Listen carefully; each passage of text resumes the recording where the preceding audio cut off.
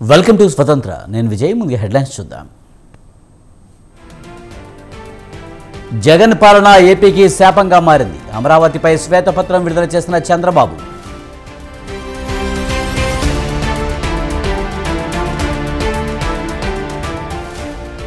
శ్వేతపత్రం కాదు పచ్చపత్రం, చంద్రబాబుపై ఆదిమూలపు ఫైర్.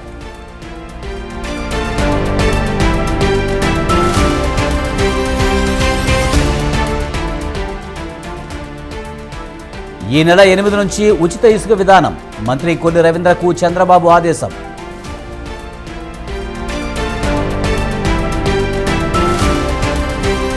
అసెంబ్లీ గేటు కూడా తాకనీయమని అన్నారు. గేట్లను బద్దలు కొట్టామన్న పవన్.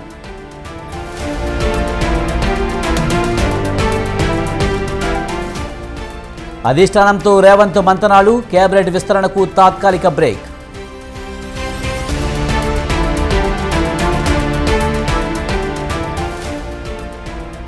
ప్రజలు ఓడించినా వారిలో మార్పు రాలేదు. ప్రతిపక్షాలపై మోదీ ఫైర్.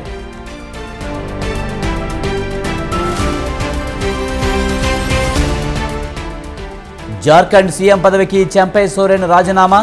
మరోసారి సీఎంగా హేమంత్ సోరెన్.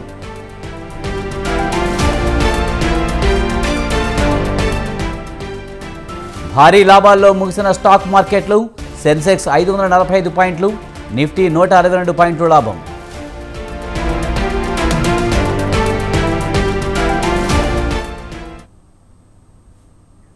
అమరావతి విధ్వంసం జరిగిన తీరు చూస్తుంటే బాధ కలుగుతుందన్నారు ఏపీ సీఎం చంద్రబాబు నాయుడు.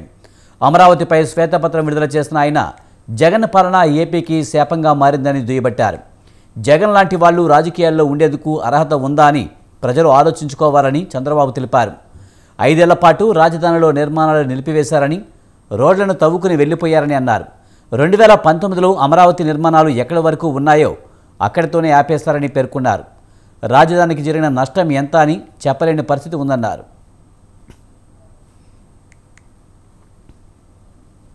చాలాసార్లు ఆలోచించాం. నారాయణ పంపించేవాడిని, ఏం చేద్దాం అని ఆలోచించాం. కడాని ఇక్కడ కొంతమంది ల్యాండ్ ఇవ్వడానికి సిద్ధంగా ఉన్నారు అనేది ఫస్ట్ స్టెప్. అది అయిన తర్వాత ఆలోచించాం, ల్యాండ్ ఇవ్వడానికి సిద్ధంగా ఉన్నది ఎట్లా ఇవ్వాలి, ఏ రేటుకు కొనాలి. మా దగ్గర డబ్బులు లేవు. ఎప్పటికే 15,000 కోట్లు డెఫిసిట్ ఫైనాన్స్. మేము మాట్లాడుకోనంగా అటా డెవలప్ చేసి ల్యాండ్ పూలింగ్ అనే ఆలోచన వచ్చింది. ఆ ల్యాండ్ పూలింగ్ ఆలోచన సాధ్యమా? ఇది ఒక ఇండస్ట్రీ పెట్టాలంటే ఒక 20 ఎకరాలు 30 ఎకరాలు ల్యాండ్ ఎక్విజిషన్ చేయాలంటే గవర్నమెంట్ ఆఫ్ ఇండియా ఇచ్చినట్టు కొత్త రూల్స్ అన్ని పాటిస్తాం. ఒక ఇరిగేషన్ ప్రాజెక్ట్ చేయాలంటే ఎంత కష్టపడ్డా మనం చూసాం. కానీ నాకు ఒక సంతోషం, నేను కట్టిన ఏ ప్రాజెక్ట్ అయినా మీరు తీసుకుంటే విన్ విన్ సిచ్యువేషన్ లో ముందుకు పోయా. ఇక్కడికి వచ్చినప్పుడు సింగపూర్ లాంటి గవర్నమెంట్స్ అన్ని మనకు సపోర్ట్ చేశారు. ప్లానింగ్ ఇవన్నీ ఇవ్వడానికి కొత్త రాజధానికి. International funding agencies like World Bank, AIBP, JICA, కేఎఫ్డబ్ల్యూ వీళ్ళు కూడా ముందుకు వచ్చి ఆర్థిక సహాయానికి వచ్చారు. హడ్కో, పిఎస్సీలు అన్ని కూడా ముందుకు వచ్చి, పబ్లిక్ సెక్టర్ బ్యాంక్స్ ముందుకు వచ్చాయి. అందరూ కూడా విల్లింగ్నెస్ ఇచ్చి ఈ ప్రాజెక్ట్ ని సపోర్ట్ చేసే పరిస్థితికి వచ్చారు. Tier 1 infrastructure consisting of city level roads, utilities, village infrastructure, EHV rerouting అన్నిటి కలిపి 19,769 కోట్లు. Tier 2 infrastructure, last mile connectivity, LPS layouts. వాళ్ళకి ఇచ్చిన ఇండ్లకు కూడా రోడ్లు, వాటర్, ఆల్ అమ్యూనిటీస్ మోడర్న్ గా తయారు చేయాలి కదా, దానికి 17,910 కోట్లు. Amaravati government complex, essential infrastructure, BRTS అన్నిటి కలిపి 14,008 కోట్లు. టోటల్ ప్రాజెక్ట్ కాస్ట్ 51,687 కోట్లు. దీంట్లో టెండర్లు పిలిచి 41,170 కోట్లు. ఇందులో డబ్బులు పే చేసింది 4,319 కోట్లు దగ్గర. ఇంకా 1,228 కోట్లు ఇంకా పే చేయాలి. అక్కడ ఆపేసి అక్కడి నుంచి విధ్వంసం ప్రారంభమైంది. రెండు ఉన్నాయి, ప్రాబ్లమ్స్ ఉన్నాయి, వాళ్ళకి బకాయిలు ఉన్నాయి, వాళ్ళకి బకాయిలు చెల్లించాలి. ఖజానా ఖాళీగా ఉంది, ఇక్కడ సమస్యలు ఉన్నాయి. దాన్ని బ్యాలెన్స్ చేయాలి. అదే మాదిరిగా ఈ రోజు అంత భయంకరం అంటే ఈ రూమ్ లో కూర్చొని రివ్యూలు చేస్తున్నా. కొన్ని డిపార్ట్మెంట్ మాత్రం అత్యవసరంగా చేశాను. నెక్స్ట్ వీక్ నుంచి ఫుల్ ప్లెడ్జ్లో తీసుకుంటున్నా. నేను 4వ ముఖ్యమంత్రి. ఈ టైప్ ఆఫ్ లెగసీ నేను ఎప్పుడు చూడాల. అంటే ఫస్ట్ టైం వచ్చినప్పుడు ఆఫీసర్లు రివ్యూ చేశాను, ఫుల్ కాన్ఫిడెన్స్, జోష్, ముందుకు తీసుకుపోయా. అప్పుడు ఇబ్బందులు ఉన్నాయి. రెండోసారి వచ్చాను, ఈ పరిస్థితి నాకు లేదు, నేనే ఉన్నాను. అప్పుడు కొన్ని ప్రాబ్లమ్స్ ఉన్నా, కొత్త రాష్ట్రం, సవాళ్ళ ఛాలెంజెస్, పరిగెత్తమంటే పరిగెత్తే యంత్రాంగం. ఇప్పుడు వచ్చిన తర్వాత యంత్రాంగం డల్ అయిపోయారు, అలవాట్లు మారిపోయినాయి, వ్యవస్థ మొత్తం డిస్ట్రాయ్ అయిపోయింది. దీనిపైన మీరు ఒకసారి చూసినప్పుడు government of India capital gains exemption ఇచ్చారు రైతుల కోసం.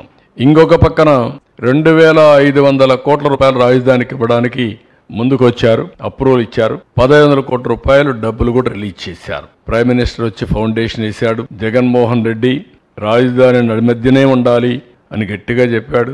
30,000 ఎకరాలు ఉండాలని చెప్పాడు. అసెంబ్లీలో స్పీచ్ ఇచ్చాడు.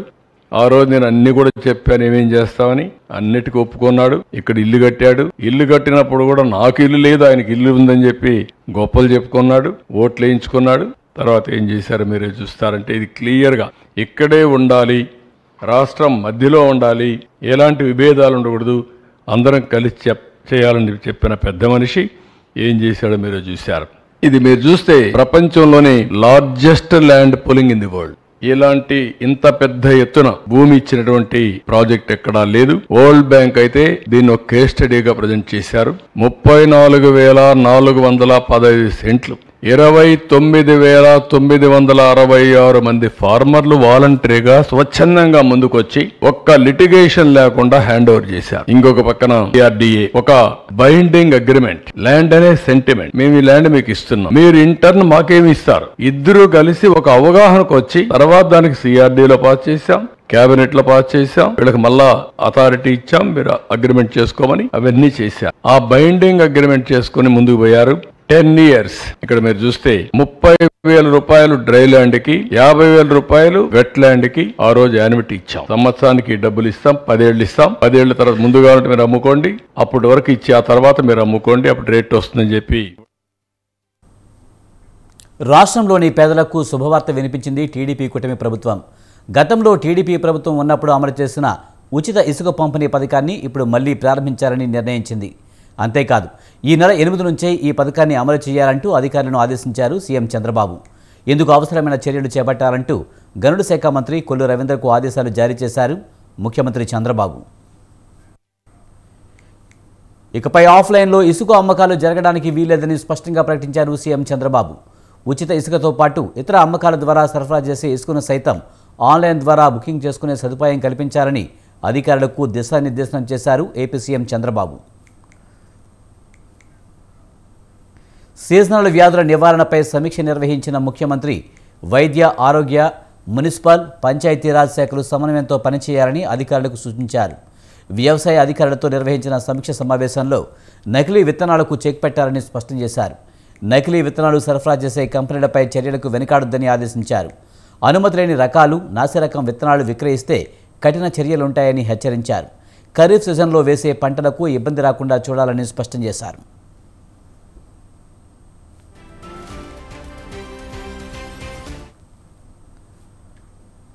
చంద్రబాబు విడుదల చేసింది శ్వేతపత్రం కాదు, పచ్చపత్రం అంటూ మండిపడ్డారు మాజీ మంత్రి ఆదిమూలపు సురేష్. మీడియాతో మాట్లాడిన ఆయన ఆధారాలు లేకుండా రాజకీయ కోణంలో శ్వేతపత్రం ఉందని మండిపడ్డారు.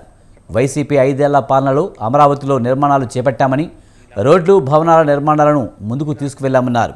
సంపద సృష్టిస్తారని చంద్రబాబు పదే పదే చెబుతున్నారని, సంపద సృష్టించి ఎవరికి ఇస్తారని ప్రశ్నించారు. అమరావతిలో పేదలకు భూములు ఎందుకు ఇవ్వలేకపోయారో చంద్రబాబు చెప్పాలన్నారు. రాజధాని ప్రకటనకు ముందే ప్రభుత్వ సమాచారంతో పెద్ద ఎత్తున భూములు కొనుగోలు జరిగాయంటూ ఆదిమూలపు సురేష్ ధ్వజమెత్తారు. విడుదల చేస్తామని చెప్పి ఒక ప్రెజెంటేషన్ ఇవ్వడం జరిగింది. ప్రెజెంటేషన్ నేను కూడా చూడడం జరిగింది. అది శ్వేతపత్రం అని చెప్పేదానికన్నా పచ్చపత్రం, లేకపోతే వైసీపీ ప్రభుత్వం మీద నీలాప నిందలు వేసే పత్రం, నిరాధారంగా ఆధారాలు లేకుండా అభియోగాలు మోపుతూ 5 సంవత్సరాల కాలంలో వైసీపీ అమరావతి నిర్మాణాన్ని అడ్డుకుందని ఒక అంశాన్ని తీసుకొచ్చే ప్రయత్నం చేస్తూ అమరావతి విధ్వంసానికి వైసీపీ ప్రభుత్వం పాల్పడిందని, 5 సంవత్సరాల కాలంలో అమరావతి నిర్మాణం పనులు ఏమీ జరగలేదని, ఏం చేసినా కూడా అది వారి హయాంలో 2014-19 తెలుగుదేశం పార్టీ ప్రభుత్వం ఉన్న కాలంలో జరిగిందనే ఒక వాదనను వినిపించే ప్రయత్నం చేశారు. కానీ సఫలం కాలేకపోయారు. ఎందుకంటే ఆధారాలు ఏమీ లేకుండా రాజకీయ కోణంలో ఆ యొక్క ప్రజెంటేషన్ సాగిందనే విషయాన్ని కూడా ఈరోజు మీ అందరికీ మనం చేసుకుంటా ఉన్నాం. ఒక శ్వేతపత్రం రిలీజ్ చేయాలన్నప్పుడు ఏ అంశం మీదైనా కూడా వాస్తవాలు, గణాంకాలు, ఆధారాలతో పాటు తనను అసెంబ్లీ గేటును కూడా తాకనీయమని కొందరు మాట్లాడారని, కానీ అసెంబ్లీ గేటును తాకడం కాదు, గేట్లు బద్దలు కొట్టుకుని వెళ్లామని ఏపీ ఉప ముఖ్యమంత్రి పవన్ కళ్యాణ్ అన్నారు. కాకినాడ జిల్లా పిఠాపురంలో నిర్వహించిన వారాహి సభలో ఆయన మాట్లాడుతూ గేటును తాకడం కాదు బద్దలు కొట్టుకుని వెళ్తామని టీడీపీ నేత వర్మ ముందే చెప్పారని అదే నిజమైందన్నారు. పిఠాపురం ప్రజలు ఇచ్చిన బలం దేశ రాజకీయాల్లో మాట్లాడుకునేలా చేసిందన్నారు. ఎన్నికల్లో ఎవరూ ఊహించని ఘన విజయం సాధించామని 100% స్ట్రైక్ రేటు దేశంలో ఇప్పటివరకు ఎవరూ చూడలేదన్నారు. అంతకుముందు ఉప్పాడ తీర ప్రాంతాన్ని పరిశీలించిన పవన్ తీర ప్రాంతం కోతకు గురికాకుండా చర్యలు తీసుకోవాలని అధికారులను ఆదేశించారు. ప్రభుత్వ నాయకులు చెప్పారు, పవన్ కళ్యాణ్ ఆంధ్రాలో ఉండడు, హైదరాబాద్ లో ఉంటాడు, పిఠాపురంకి వస్తే పిఠాపురం వాస్తవ్యుడు కాదు, ఇక్కడ ఉండడు. నేను ఈ రోజున పిఠాపురం వాస్తవ్యుడిగా, సంపూర్ణ వాస్తవ్యుడిగా మారాను. ఎలా ఇందాకే ఒక రిజిస్ట్రేషన్ పేపర్ సంతకం పెట్టి ఒక 3 ఎకరాలు కొని సంతకాలు పెట్టి వచ్చాను, రిజిస్ట్రేషన్ చేసి వచ్చాను. ఆ మాట చెప్పడానికి లేట్ అయింది, రావడానికి లేదు. నాకు ఒక్కటే, నేను మీకు అండగా ఉండే వ్యక్తిని.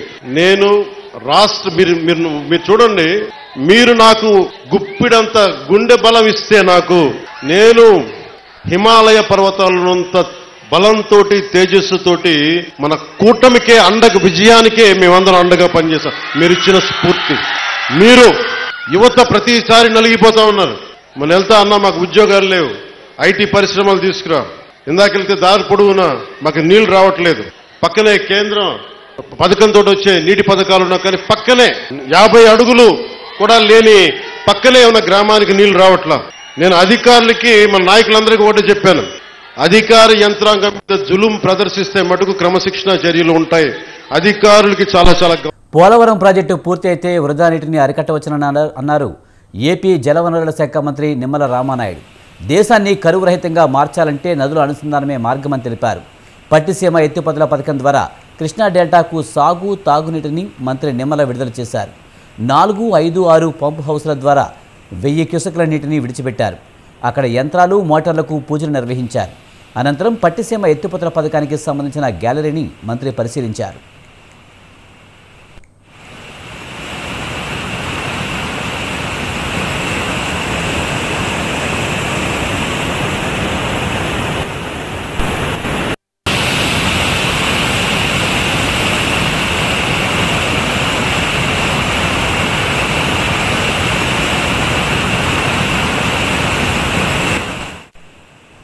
పోలవరం ప్రాజెక్టుతోనే నదుల అనుసంధానం సాకారమని మంత్రి నిమ్మల చెప్పారు.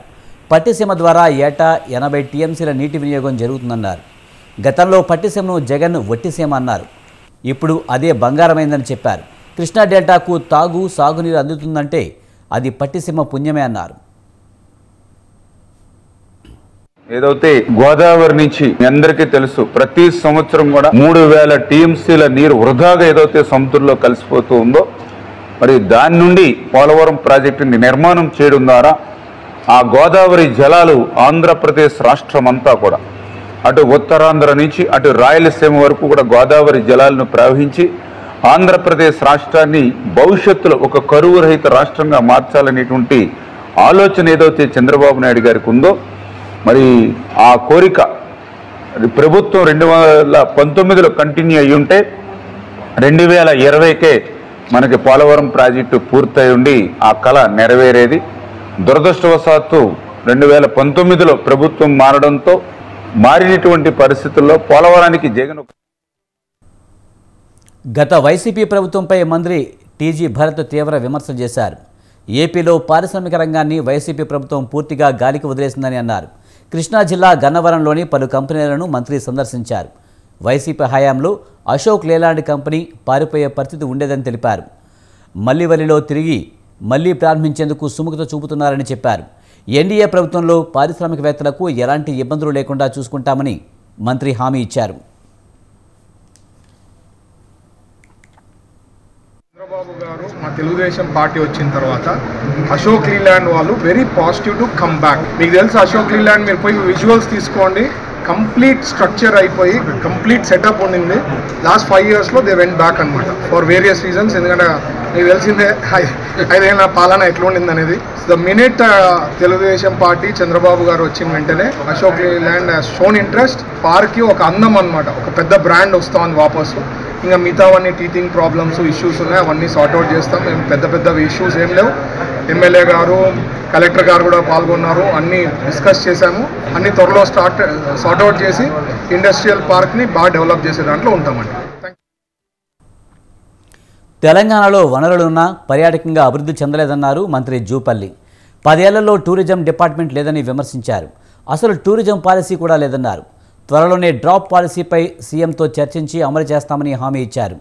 రాష్ట్ర టూరిజం డిపార్ట్మెంట్కు ఎన్నో వనరులు ఉన్నాయన్న మంత్రి టూరిజం అభివృద్ధి వల్ల ఉపాధి కల్పన జరుగుతుందని చెప్పుకొచ్చారు. గడిచిన 10 సంవత్సరాల కాలంలో గత ప్రభుత్వ హయాంలో ఈ టూరిజం డిపార్ట్మెంట్ ఉన్న సంగతే మర్చిపోయిన పద్ధతిలో ఉండింది. యాక్టివిటీ లేదు, ఒక పాలసీ కూడా లేదు. అంతకుముందు 2014 కంటే ముందున్నటువంటి సమైక్య రాష్ట్రంలో ఒక టూరిజం పాలసీ ఉండింది. రాష్ట్రం ఏర్పడిన తర్వాత కొత్త టూరిజం పాలసీ అనేది లేదు. టోటల్గా ప్యారలైజ్ అయినది, అంటే స్తబ్దంగా ఉండింది, ఎలాంటి యాక్టివిటీ లేని కారణంగా. అందుకే ఒక టూరిజం పాలసీని, డ్రాఫ్ట్ పాలసీని తయారు చేయడం జరిగింది. గౌరవ ముఖ్యమంత్రి గారికి సమర్పించి వారి యొక్క సలహాలు, సూచనలు తీసుకొని ఈ పాలసీని ప్రకటించే కార్యక్రమం చేయడం జరుగుతుంది. టూరిజానికి సంబంధించి కూడా రాష్ట్రంలో కానీ దేశంలో కానీ ఎన్నో వనరులు ఉన్నాయి. అంటే ప్రకృతి ప్రసాదించినటువంటి వనరులు ఉన్నాయి. మన దేశంలో 140 కోట్ల ఉన్న జనాభాలో ఒక 20%, 30% ప్రజల్ని ఈ టూరిజం వైపు మళ్లిస్తే కూడా దేశ రాష్ట్ర ఆదాయం కూడా పెరుగుతుంది. గడిచిన 10 సంవత్సరాల కాలంలో కాంగ్రెస్ ప్రభుత్వంపై ఎంపీ రఘునందన్ రావు తీవ్ర విమర్శలు చేశారు. అధికారం కోసమే మోసపూరిత హామీలిచ్చారని మండిపడ్డారు. డిసెంబర్ 9లోపు రుణమాఫీ చేస్తారని సీఎం చెప్పారని, ఇప్పుడేమో ఆగస్టు 15లోపు రుణమాఫీ చేస్తామని అంటున్నారని ఎద్దేవా చేశారు. భూమి ఉన్న ప్రతి రైతుకు రుణమాఫీ చేయాలని డిమాండ్ చేశారు రఘునందన్ రావు. ఆయన చెప్పిన మాట, తొలుత రైతు రుణమాఫీ తొలుత పోయింది. 9 నెలలు అయితే పిల్లలు కూడా పుట్టే టైం వచ్చింది, కానీ తొలుత యాదికి వస్తలేదు రేవంత్ రెడ్డి గారికి. ఇప్పుడు ఉప ముఖ్యమంత్రి గారట, ఇంకో 4 మంత్రులట కమిటీ చేస్తారంట. మై క్వశ్చన్ ఈ straight to the state government and honourable chief minister. Committee నివేదిక ఇచ్చిన తర్వాత మళ్ళీ ఈ డబ్బులు తెచ్చుకోవడానికి మళ్ళీ అడిగిపోతావు. ఎన్ని లక్షల కోట్లు కావాలి రైతు రుణమాఫీకి? ఏమన్నా ఐడియా ఉందా మీకు? అసలు అడ్డగోలుగా మాట్లాడి అడ్డగైన హామీలు ఇచ్చి అధికారంలోకి రావడం తప్ప నిజంగా మీరు చెప్పినటువంటి ఏ ఒక్క మాట నన్ను ఆగస్టు 15 నుంచి 30 లక్షల ఉద్యోగాల భర్తీ వచ్చేస్తుంది 15 ఆగస్టు. దీనికి ఇంకా నెలనే బాకీ ఉన్నది. ఇంకా రెండో మాట, బిలియనీర్లకు మోడీ మాఫీ చేసిండు, మేము పేదల డబ్బుల్లో ఖాతాలు వేస్తాం. నర్సాపూర్, సరూర్ నగర్ జనజాతర సభల్లో కాంగ్రెస్ అగ్రనేత రాహుల్ గాంధీ మా మెదక్ వచ్చి చెప్పిండు. అందుకని నేను మెదక్ ఎంపీగా రెస్పాండ్ కావాల్సి వస్తుంది. తొలుత రైతు రుణమాఫీ. రాహుల్ గాంధీ గారు, వై కాంట్ యు స్పీక్? సోనియమ్మ తెలంగాణ తల్లి దేవత అని చెప్పినటువంటి సోనియమ్మ, అసలు ఏం చేద్దాం అనుకుంటున్నారు మీరు? తెలంగాణలో రైతన్నల్ని, వ్యవసాయాన్ని ఏం చేద్దాం అనుకుంటున్నారు? వానలు సరిగా పడతలేవు, రైతులు ఇబ్బంది పడుతున్నారు, ఎరువులు లేవు, విత్తనాలు లేవు. ఆఖరికి నిన్న మీరు కమిటీలు వేసిన 3 మంత్రులు ఉన్న ఖమ్మం జిల్లాలో ఒక రైతు ఆత్మహత్య చేసుకున్నాడు. తిరిగి తిరిగి తిరిగి తిరిగి ఎవరు రెస్పాండ్ కాకపోతే రైతు ఆత్మహత్య చేసుకున్నాడు. ప్రతిపక్షంలో ఉన్నప్పుడు చాలా మాట్లాడిన రేవంత్ రెడ్డి గారు, ఇలా మీరే ముఖ్యమంత్రి. ఒక రైతు లైవ్లో పురుగుల మందు దాగి తన భూమిని ఆ గ్రామంలో ఉన్న కొంతమంది మీ పార్టీకి సంబంధించినటువంటి నాయకులు కబ్జా చేస్తున్నారని ఇబ్బంది పడుతూ ఆత్మహత్య చేసుకుంటే ఇంతకంటే బాధాకరమైనటువంటి విషయం ఇంకొకటి ఉండదు. ధరణి అట్లే ఉంది, రైతుల సమస్యలు అట్లే ఉన్నాయి, ఎక్కడి కష్టాలు అక్కడే ఉన్నాయి. ఇంకా మీరు టైంపాస్ చేసేటువంటి కార్యక్రమాన్ని మానుకొని వెంటనే తెలంగాణ రైతాంగాన్ని ఆదుకోవాలని భారతీయ జనతా పార్టీ పక్షాన రాష్ట్ర ప్రభుత్వాన్ని డిమాండ్ చేస్తూ, ఇచ్చిన హామీలను నిలబెట్టకపోతే రైతన్నల పక్షాన ఉద్యమిస్తామని చెప్పి కూడా ఈ సందర్భంగా హెచ్చరిస్తాం. మోడీ 10 ఏళ్ల పాలనలో దేశ ఆర్థిక వ్యవస్థ చిన్నభిన్నమైందన్నారు టీపీసీసీ వర్కింగ్ ప్రెసిడెంట్ జగ్గారెడ్డి. ధరల పెరుగుదలే మోడీ పాలనలో సాధించిన ఘనత అన్నారు. పుల్వామా దాడి జరుగుతుంటే బీజేపీ సర్కారు నిద్రపోతుందని ప్రశ్నించారు. బాంబులు పేలాలి, ఓట్లు దండుకోవాలి అన్నట్లుగా బీజేపీ వ్యవహారం ఉందన్నారు జగ్గారెడ్డి. 10 ఏళ్ల పాలనలో మోడీ ఎప్పుడూ కూడా ప్రజలతో మమేకం కాలేదని, ఆయన ఇచ్చిన ఏ ఒక్క హామీ కూడా నెరవేర్చలేదన్నారు. రాహుల్ గాంధీ కుటుంబానిది త్యాగాల చరిత్ర అని, మోడీది మోసాల చరిత్ర అని దుయ్యబట్టారు జగ్గారెడ్డి. రాహుల్ గాంధీ గారు గతంలో నేడు దేశంలో అత్యంత శక్తివంతమైన నాయకుడు, ఇది ప్రజల్లో ఉన్న వాస్తవమే. రాహుల్ గాంధీ గారు గతంలో కానీ ఇప్పుడు ఒక శక్తివంత నాయకుడుగా దేశ ప్రజలందరూ కూడా గుర్తింపులో ఉన్నటువంటి నాయకుడు. రాహుల్ గాంధీ గారు కూడా కాంగ్రెస్ పార్టీ చరిత్ర గల కుటుంబము, అది ఒక చక్రవర్తి పరిపాలన విధానంలో ఉన్నటువంటి డెమోక్రసీ పరిపాలనలో ఉన్నటువంటి కుటుంబము. అందులో రాహుల్ గాంధీ ఒక యువరాజు. ఆ రాహుల్ గాంధీ యువరాజే మీరు చాలా సందర్భాల్లో చూసారు. తప్పని పరిస్థితిలో ప్రధానమంత్రి మోడీ గారు కూడా రాహుల్ గాంధీ గారు యువరాజు అన్న సందర్భాల్లో కూడా మనం చూసినాం. ప్రధానమంత్రి మోడీ గారికి ఆ మాట చెప్పాలని ఇష్టం లేకపోయినా, చెప్పాలనే బలవంతంగా చెప్పాల్సి వచ్చినా అది వాస్తవం, అది చరిత్ర. అది చరిత్ర గల్లా కుటుంబమే. హుజూరాబాద్ ఎమ్మెల్యే పాడి కౌశిక్ రెడ్డిపై కరీంనగర్లో కేసు నమోదైంది. జిల్లా పరిషత్ సమావేశంలో అధికారుల విధులకు ఆటంకం కలిగించారనే ఫిర్యాదుతో కొత్తగా అమల్లోనికి వచ్చిన చట్టం కింద కేసు నమోదు చేశారు. భారత న్యాయ సంహిత సెక్షన్ 122, 126 సబ్సెక్షన్ 2 కింద పోలీసులు కేసు ఫైల్ చేశారు. జడ్పీ సమావేశం నుంచి తన ప్రశ్నకు సమాధానం చెప్పకుండా వెళ్తున్నారంటూ కరీంనగర్ జిల్లా కలెక్టరేట్ పమేలా సత్పతిని హుజూరాబాద్ ఎమ్మెల్యే పాడి కౌశిక్ రెడ్డి మంగళవారం అడ్డుకున్నారు. ఆమె వెళ్లే మార్గంలో నేలపై బైఠాయించి నిరసన తెలిపారు. కాగా అధికారుల విధులకు ఆటంకం కలిగించారని కలెక్టర్ ఫిర్యాదు చేశారు. దాంతో పాడి కౌశిక్ రెడ్డిపై కేసు నమోదు చేశారు.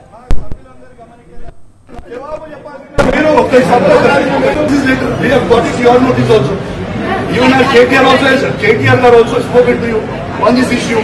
Yes, you, where is the action, madam? It's been 5 days. What is it? DO Ventane. DO Ventane. DO Ventane.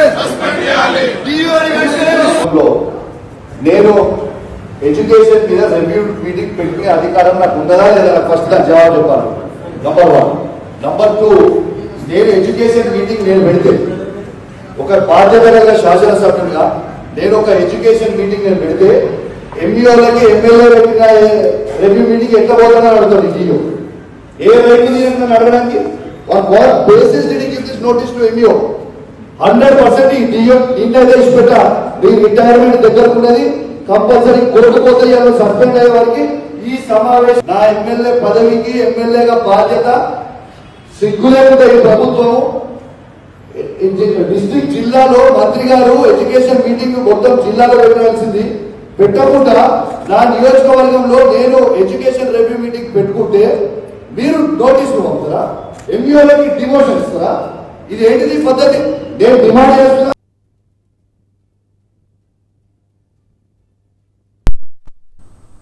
బీఆర్ఎస్కు మరో షాక్ తగిలింది. ఆ పార్టీకి చెందిన మరో సీనియర్ నేత కాంగ్రెస్ గూటికి చేరారు.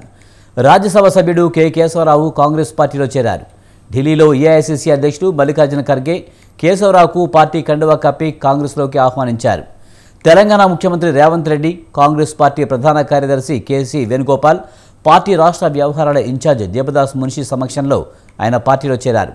ఇప్పటికే కేకే కుమార్తె హైదరాబాద్ మేయర్ విజయలక్ష్మి కాంగ్రెస్లో చేరారు. తాజాగా కేకే కూడా పార్టీ మారడం ఇప్పుడు చర్చనీయాంశంగా మారింది.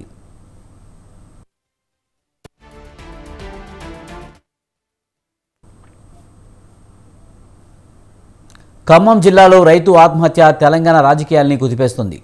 రైతు ఆత్మహత్యకు కాంగ్రెస్ ప్రభుత్వమే కారణమని ఆరోపిస్తుంటే కాంగ్రెస్ పార్టీ మాత్రం బీఆర్ఎస్ నేతలే రైతును రెచ్చగొట్టి ఆత్మహత్యకు పురికొల్పారని ఆరోపిస్తుంది. రైతు ఆత్మహత్య చుట్టూ అధికార ప్రతిపక్షాల మధ్య మాటల యుద్ధం నడుస్తుంది.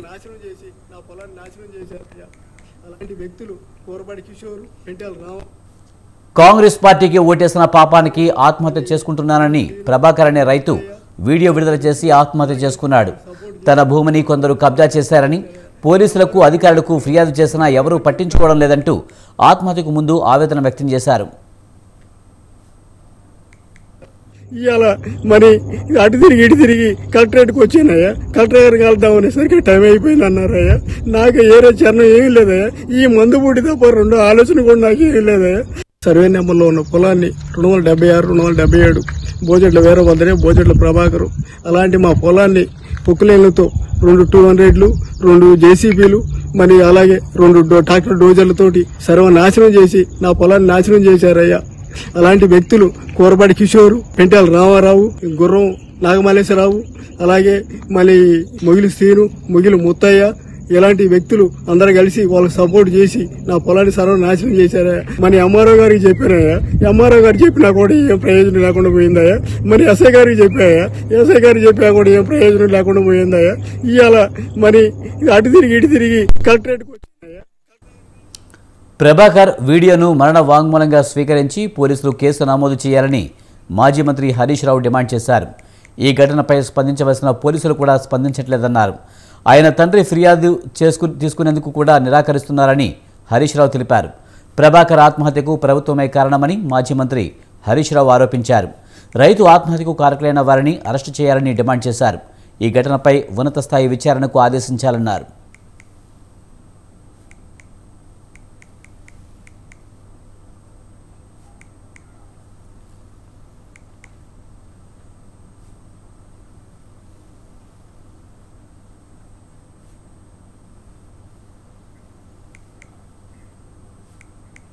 మంత్రి నారా లోకేష్ చేపట్టిన ప్రజా దర్బార్ కార్యక్రమానికి విశేష ఆదరణ లభిస్తుంది. కష్టాల్లో ఉన్న వారికి అండగా నిలుస్తున్నారు. రాష్ట్ర వ్యాప్తంగా వివిధ జిల్లాల నుంచి ప్రజలు ప్రజా దర్బార్కు తరలివచ్చి తమ సమస్యలను చెబుతున్నారు. తమ సమస్యల పరిష్కారం కోసం కృషి చేస్తానని హామీ ఇచ్చారు లోకేష్. గత వైసీపీ ప్రభుత్వం తమకు మంజూరు చేసిన ఇళ్లకు తాళాలు కూడా ఇవ్వకుండా వేధింపులకు గురిచేశారని ఆవేదన వ్యక్తం చేశారు.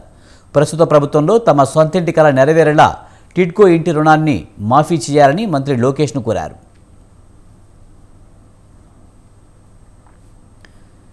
ఢిల్లీ లిక్కర్ ఈడీ కేసులో బీఆర్ఎస్ ఎమ్మెల్సీ కవిత జ్యుడిషియల్ కస్టడీని కోర్టు పొడిగించింది.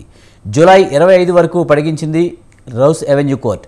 ఇవాటితో కవిత జ్యుడిషియల్ కస్టడీ ముగిసింది. దాంతో వీడియో కాన్ఫరెన్స్ ద్వారా కోర్టు ముందు కవితను జైలు అధికారులు హాజరుపరిచారు.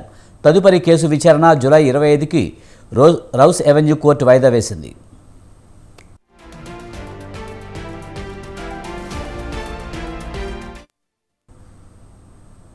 రాజ్యసభలో కాంగ్రెస్పై ప్రధాని మోదీ నిప్పులు చెరిగారు. దేశ ప్రజల నిర్ణయాన్ని కప్పిపుచ్చే ప్రయత్నం చేస్తున్నారని మండిపడ్డారు. రాజ్యసభలో రాష్ట్రపతి ప్రసంగానికి ధన్యవాదాలు తెలిపే తీర్మానంపై సమాధానమిచ్చిన మోదీ ప్రతిపక్షాల తీరుపై ఫైర్ అయ్యారు. ఎన్డీఏ పాలనను దేశ ప్రజలు మరోసారి సమర్థించారని అన్నారు. దేశానికి సేవ చేసేవారనే ప్రజలు ఆశీర్వదించారని చెప్పారు.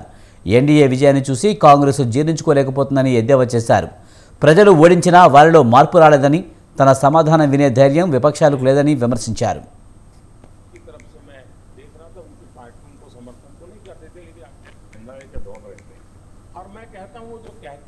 2 రోజులు స్థిరంగా ఉన్న గోల్డ్ రేట్లు ఇప్పుడు మళ్లీ స్వల్పంగా పెరిగాయి.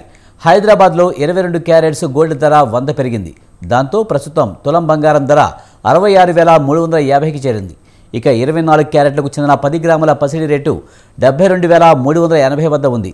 బంగారం ధరలు స్వల్పంగా పెరిగినప్పటికీ వెండి రేట్లు భారీగా పెరిగాయి. వెండి రేటు 800 రూపాయలు పెరిగింది. దాంతో కేజీ సిల్వర్ రేటు 95,500కి చేరింది.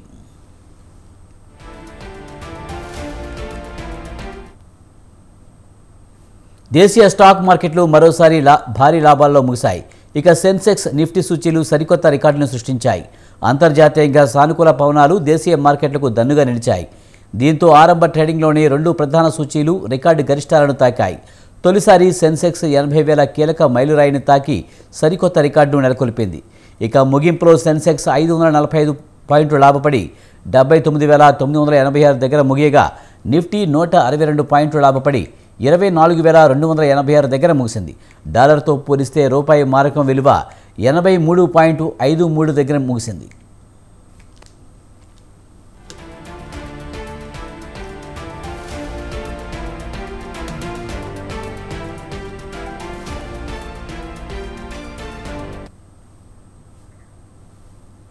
ఇవి బులెటిన్ విశేషాలు. చూస్తూనే ఉండండి స్వతంత్ర.